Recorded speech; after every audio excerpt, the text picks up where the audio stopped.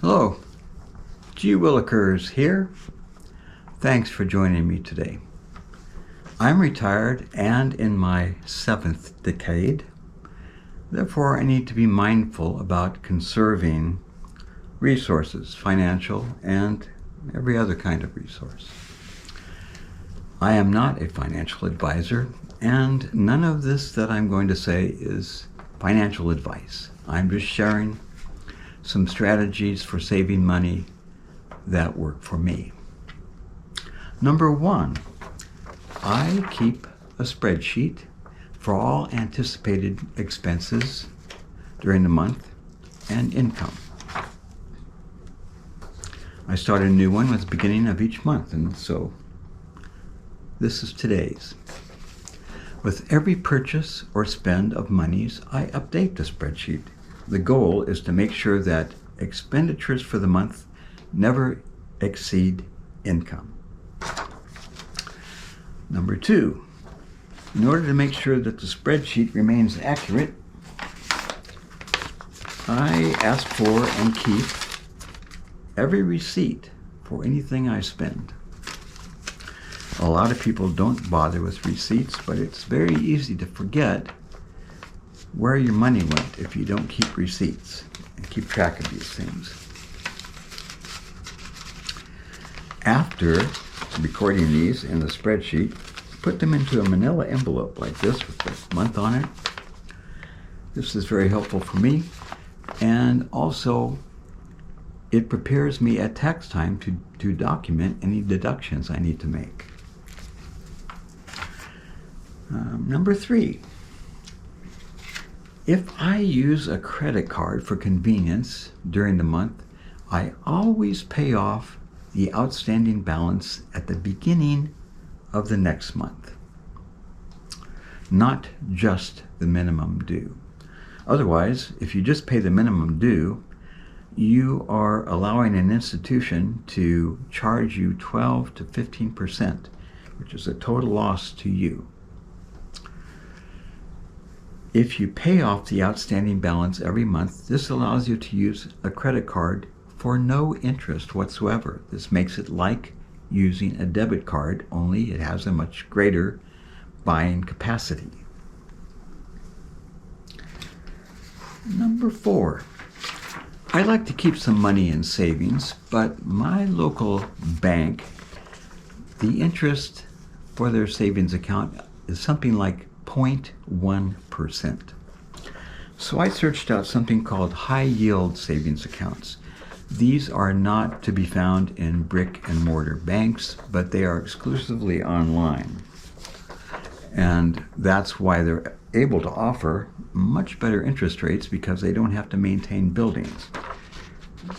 This one pays 4.03% interest. I have the name blocked off because I'm not promoting this bank.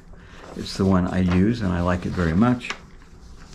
If you open an account in one of these, you want to make sure that you don't just say, give me a savings account. You ask for their money market account. That is the account that is offering 4.03% interest every month. And once you have one of these accounts, it is just as easy to put money into it and get money out of it, just as easy and just as quick as a checking or savings account at any other kind of bank. Number 5, when I first heard about Bitcoin around 10 or 12 years ago, it could be purchased for between $800 and $1,000 per coin. At the time I heard about it, it was very novel, very strange. I didn't want to take any kind of risk of that sort. I thought that was a lot of money, and I didn't do anything. Not many years after that, it was trading for $17,000 a coin. At that time I thought, oh, surely this is the top, this is the end of the game. Again, no point in getting involved. Now, if you have been paying attention at all to this, you would know that just in the past year, Bitcoin exceeded $100,000 a coin. It's not at that level now, but some people believe it will surpass where it's already been and go far beyond that. Now, as I said at the beginning, I'm not a financial advisor. This is not financial advice.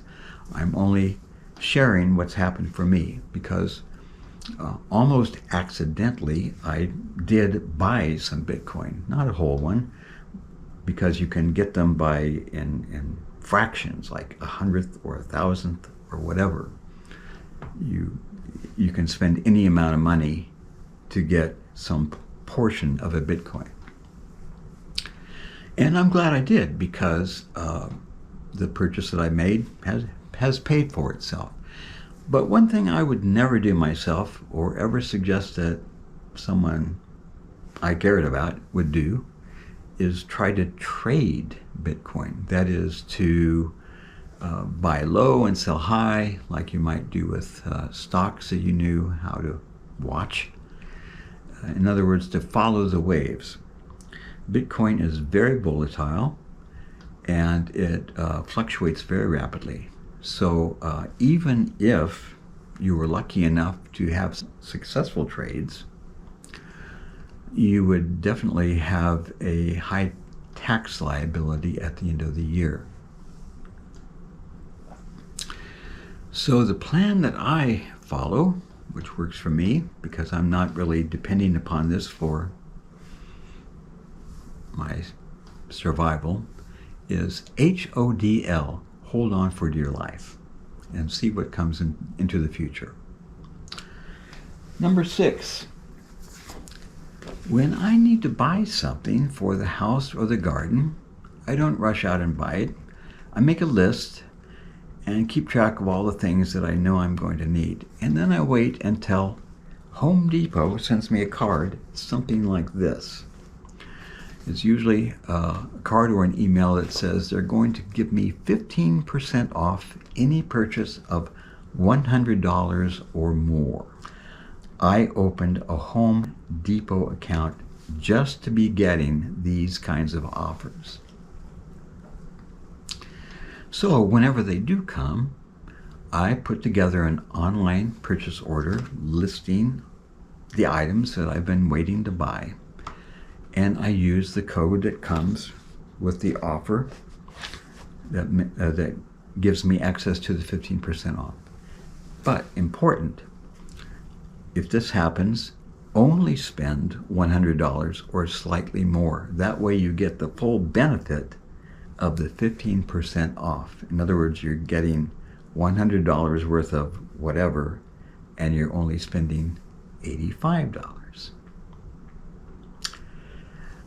Thanks for listening today. I hope these ideas may be useful to you. I do have more strategies for saving money in retirement, but I'll keep them for another time. Your comments are invited, and please do subscribe to my channel. Thank you.